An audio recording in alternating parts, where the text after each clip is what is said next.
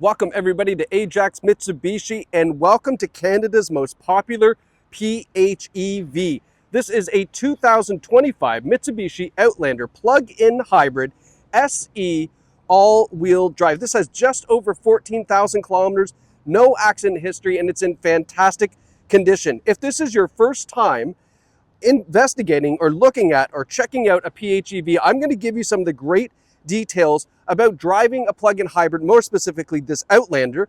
As we go through this video, I'm also going to give you a tour of the exterior and interior condition and the features so you know exactly what you're getting from Ajax Mitsubishi. Now, let's jump into the plug-in hybrid components. If you are not interested in this because you know about this already, just fast forward a little bit and we'll get into the exterior as we go.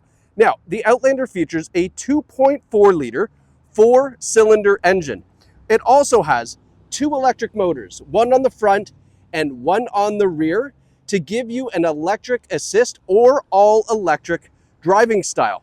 It has a 20 kilowatt hour battery pack, so think of that like the electric fuel tank. It holds 20 kilowatt hours. That is a good size battery pack. To give you an idea, a Tesla Model 3 rear wheel drive is about 55. So it's got about half of that of a full EV vehicle. So that's going to give you a lot of range. In fact, it gives you up to around 61 kilometers of pure electric range under ideal conditions, but that is a good amount for a PHEV. But you're not necessarily buying this for the all-electric range. You're buying this for the combined fuel economy and the electric assist. And I'm going to get more into that when we get inside the vehicle and discuss the different drive modes. Now, as I mentioned, a 2.4 liter 4-cylinder engine, automatic transmission, all-wheel drive. This one, being the SE model, gives you these great looking 18-inch alloy wheels, good rubber on there as well. You'll see the plug-in hybrid EV logo here on the driver's door, LED turn signals in the mirrors. We even have roof rails up top. Taking a step back, this is a full 7-passenger SUV. We have 3 rows of seats on the inside. Now, one little door ding right here, not a big deal. A little scuff in the paint. I think this can actually be buffed and polished and this will lighten up quite a bit, but one little door ding right there. As we come around to the rear, nice looking taillights on the back. Love the design on this. And then we have the Outlander logo, a nice clean rear bumper, nice looking tailgate. You'll see here the PHEV logo and the super all-wheel control. Mitsubishi has one of the best all-wheel drive systems in the business. This SE model gives you the power tailgate. In the back, we have our charger here that you can plug in at home in a regular outlet. You can charge this up overnight just using a regular outlet. No need for a level 2 charger. 20 kilowatts, regular charger. It's going to charge up overnight for the most part. We've got our plug here, the cargo cover as well when we don't have the 3rd row seats up as you see it here. These will tumble and fold back and fold down nice and flat. If you're not using all 3 rows, gives you a lot of cargo space, as you can imagine.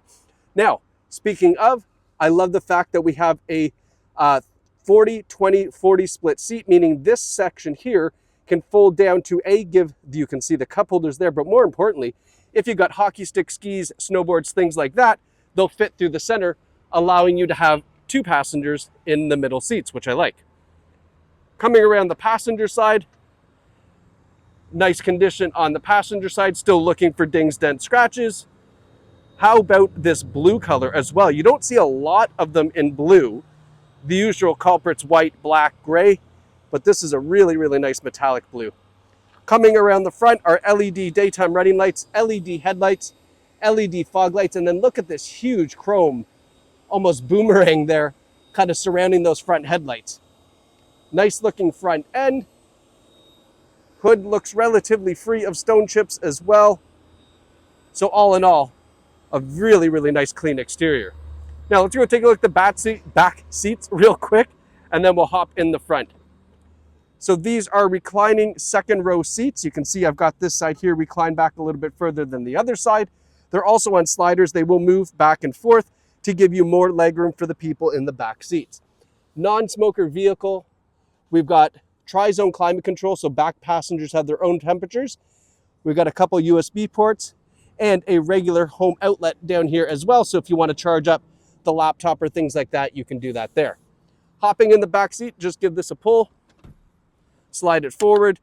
Third row seating's there. Obviously, we would move that seat quite a ways up to give people the leg room, and then they'll be nice and comfy in the back of the third row seat. Now, before we hop out of the back, don't forget to look up because we have this beautiful panoramic sunroof that goes all the way to this back seat, which lets in a lot of light for those back passengers. Up front, same sunroof, same nice looking seats, no rips, tears, stains, or burns, non-smoker vehicle. We have a height adjustable driver's seat with a power lumbar support as well. All right, now hopping in. All right, so here we're going to go over again some more of these PHEV and electric driving details. Starting off with, we're not going to cover this just one sec. We're going to go over here and start off with two of my favorite features. One being the EV drive mode and this one pedal drive. So let's talk about one pedal driving. This is traditionally a very EV feature. When you have that button pushed down, all right, you're going to notice here on the bottom left, we have the same icon there right beside the green ready logo. Now what that means is we can use the accelerator pedal as a accelerator and a brake. It's really, really simple. The faster you let off of the accelerator pedal, the faster the Outlander will slow down. If you let off smoothly, it slows down smoothly. What it's doing is it's taking those two electric motors and putting them in reverse. So it's putting tension or stress on them to slow down the Outlander. Now notice that sounds bad, you say tension or stress. They're designed to do that. That's called regenerative braking. As you're doing that, it's actually using those motors as a generator to power up that 20 kilowatt electric battery pack. So not only are you saving the use of your brakes, you are also charging up your battery as you do it. And that is, again, why a PHEV is so popular if you're looking for absolutely incredible fuel economy. Not to mention, the convenience of only having to use one pedal instead of grabbing on the brake is really fantastic. In emergency situations, sure, you're going to have to use your brake pedal. For most of the driving, you can just use the accelerator, which is fantastic. Now, that acceleration or deacceleration or, regenerative braking can also be controlled through these paddle shifters here. So these are not to go through the gears. These are actually to change how aggressive that regeneration or that braking power feels. So you can start off in a really, really kind of light mode to get used to it. And by the time you're probably 5-10 minutes into it, you'll be all the way over full power regenerative braking, powering up that battery pack, and just used to this beautiful one pedal drive. Now also down here, we have our different drive modes. Because we have two very powerful electric motors and our gas motor, we can choose to use the power mode if we want to really just have an absolute ton of fun. Or we can go eco, normal, or what did they call this? Dynamic, or I can't remember what they call this mode. But this is kind of our different driving modes here, these four. And then for the all-wheel drive, we have sand, snow, and mud if we needed to, if we had got into any of those little particular situations. And then last but not least is the EV button. And what that EV button does is it says, okay, let's put it into a mode where we try to use only the electric power like a traditional electric vehicle. You can do that if you like. For whatever reason you would want to, you can. I mean, it makes sense to do it if you like. If you live, if you're working 20 kilometers from home, put it in EV on a full charge, there and back should be pretty good under the ideal conditions, right? So that's fantastic.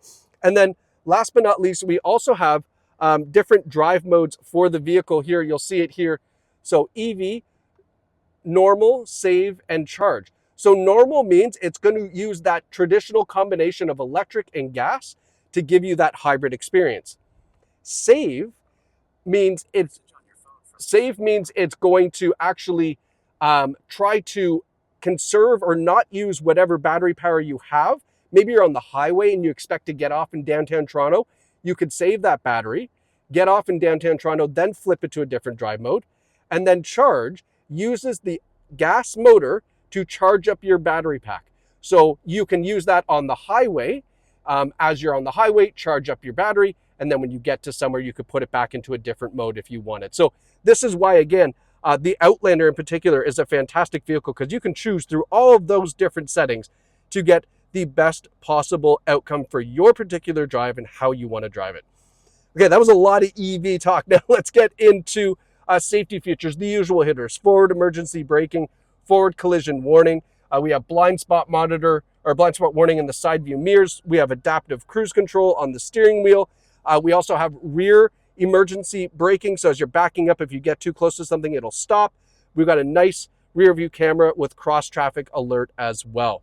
Up front here, we have a leather wrapped heated steering wheel, our radio controls, our volume controls, and then our controls for our driver's gauges. What I like about the Outlander is this is our EV gauge. They have not done anything crazy to give you any sort of range anxiety. It's really simple. Is the car charging? Are we in an electric band mode? Are we using a ton of power? And then our output as far as liters per 100. That's it. And that's really all you want to know. Nothing to, I guess, alarm or scare you. Now, this display here, as you can see, lots of different outputs we can have. Customize that to whatever you like. Now, looking down the center console, give you kind of a driver's perspective here. And then in our infotainment system, you can see Sirius satellite radio. We also have XM satellite radio, or that's the same thing. I was thinking Apple CarPlay and Android Auto. That's what I was trying to say.